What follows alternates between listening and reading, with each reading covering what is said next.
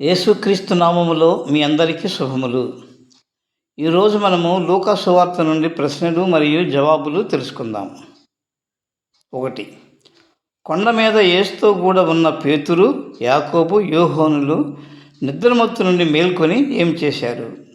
జవాబు: కొండ మీద యేసుతో కూడా ఉన్న పేతురు, యాకోబు, యోహానులు నిద్రమత్తు నుండి మేల్కొని యేసు మహిమను, యేసుతో కూడా ఉన్న ఇద్దరు పురుషులను చూశాను.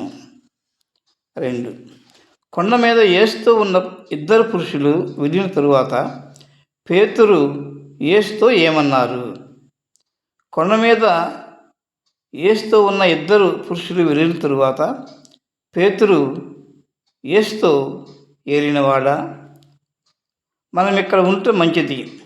నీకు ఒకటియు, మోషేకు ఒకటియు, ఏలియాకు ఒకటియు 3 పర్ణశాలలు మేము కట్టుద్దామని పేతురు తానెరుగుకయే చెప్పాను.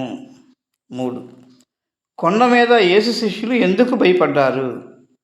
జవాబు: పేతురు యేసుతో మాట్లాడుచుండగా మేఘం ఒకటి వచ్చి మోషే, ఏలియాను కమ్మెను. మోషే, ఏలియాలు ఆ మేఘంలో ప్రవేశించినప్పుడు శిష్యులు భయపడిరి. 4. మేఘంలో నుండి ఏమని శబ్దం వినబడెను?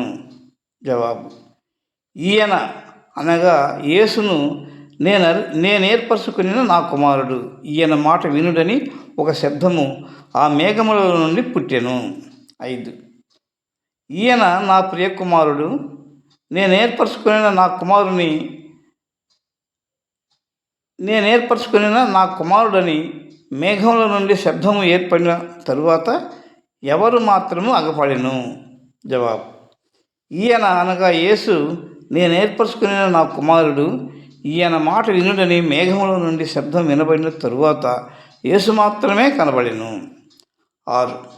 పేతురు, యాకోబు, యోహాను కొండ మీద చూసిన విషయమును ఎవరికైనా చెప్పారా? జవాబు: పేతురు, యాకోబు, యోహానులు కొండ మీద చూసినది ఒకటియు ఆ దినములలో ఎవరికి తెలియజేయక వారు ఉండిరి. 7. యేసు మార్పు చెందిన ఆ కొండను ఏమంటారు? జవాబు: యేసు మార్పు చెందిన ఆ కొండను రూపాంతర కొండ అంటారు. ఈ వీడియో మీకు నచ్చినట్లయితే లైక్ చేయండి, షేర్ చేయండి, సబ్స్క్రైబ్ చేయండి, కామెంట్ కూడా పెట్టండి. Thank you.